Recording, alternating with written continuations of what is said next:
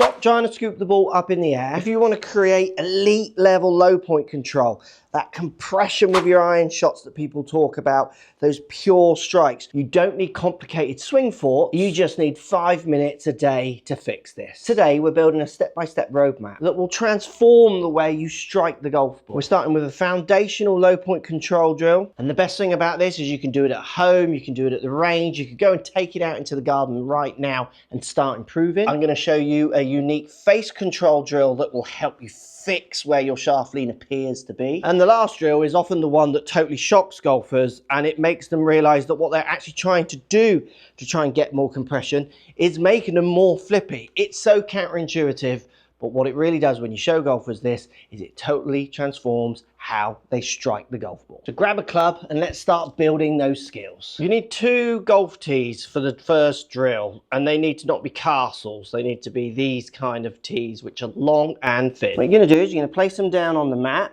where you've got about a golf ball width between the 2 tees, and they're basically in a line. And the drill is really simple. This is such a feel-based, practical way of changing the way you strike the golf ball.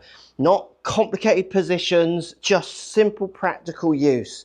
So address those tees right on the gap, so that gap's kind of mimicking where the ball would be. And what you're going to do is going to make some full swings. But the idea is to try and hit the ground forward of these tees as close as you can get to them, but at the same time forward of them. So you're trying to get your low point control to be here to here, always forward of those tees. As you do this drill, feel like what's making you get that low point forward. What are the feelings that you individually feel that's moving it forwards? We don't want to be hitting those tees. Certainly not for the drill. And we don't want to be in an effort to not hit those tees, not hitting the ground either. We don't want low point to come up. We want low point to be there, but just further forwards. Now, once you've practiced this at home or at the range before you hit shots, just get used to hitting that mat as close as you can to those tees. You're going to introduce a golf ball. Now, when it comes to hitting the golf ball, I'm going to take my head of my 8 iron and I'm going to place these tees basically again a ball's width apart around a good just over a head's width of my 8 iron here behind the ball. Now, this seems counterintuitive because obviously we've just moved up to those tees, but if you put the tees by the ball, you will actually hit them. Low point control, you are hitting between kind of just before, and then the lowest point of your swing is actually after the ball, because when you hit the ball, the club kind of dives down. It's knocked down by the club or by the strike. But what this feeling can do with a club head behind, if you try and hit shots here while not hitting the tees, what you're going to find, A, you can make a backswing, and B, your strikes are going to be missing those tees, hitting the ball, good to low on the face. And the reason that's important is good players strike 4th groove up to below, very rarely above. Amateurs, everyday golfers who struggle with hit good iron shots, they hit kind of bottom, middle, and above the middle. Above the middle, above about the 4th, 5th groove on your irons is not a good place to hit your irons. This drill is fantastic for controlling low point, working for simple thoughts that work for you. So I'm going to do the drill here with the tees where I'm addressing them. I'm just trying to hit the ground ahead of the tee. Then I'm going to introduce my ball. So I'm going to use it at the range. I can keep my station set up. If you miss those tees and hit the ball, you're going to find your strikes are clean to very good, which is a great pattern to get into. Next, we're going to use some club face orientation to help you compress and strike and hit pure irons. So what I want you to do is get your ball you're going to hit, get a second ball. We want it around an 8 irons width forward of the first ball you're going to hit, and you want it about 2 club head widths inside of that ball. It can be approximate. Then point the face at the second ball. So my club face is basically pointing at that second ball, so it's closed.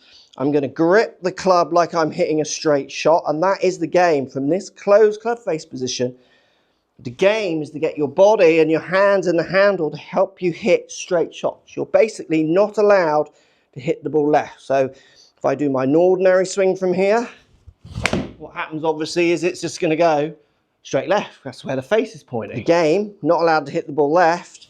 It's going to help you get better wrist angles, drive the handle, not drive the hips too much, but hopefully rotate and get out of those hips to try and hit that ball towards target like that. Lovely.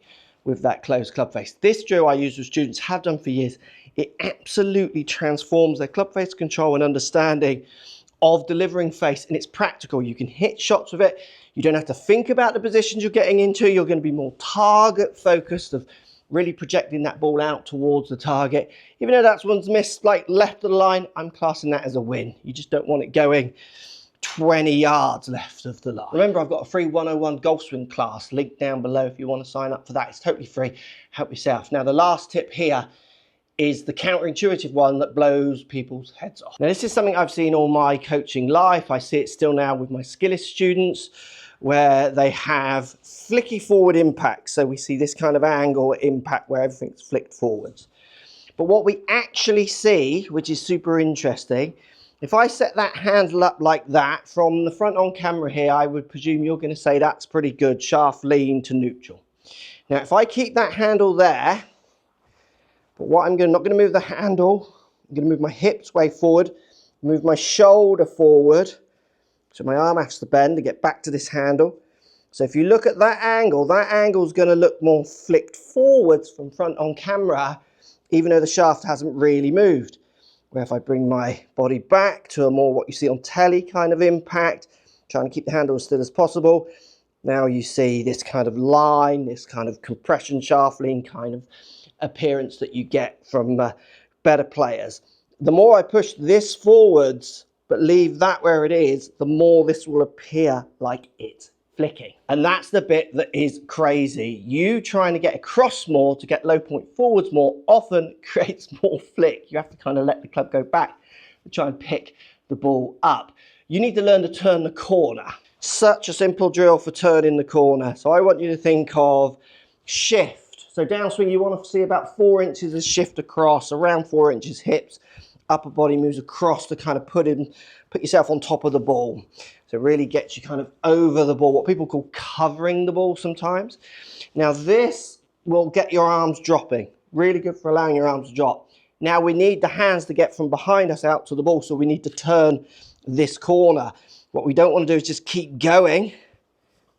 We need to get across. As soon as we're across, then we're rotating back and around. We're turning the corner, which is getting those hands and that club out to that golf ball. Really simple drill for turning the corner. What I want you to do is get your feet quite close together.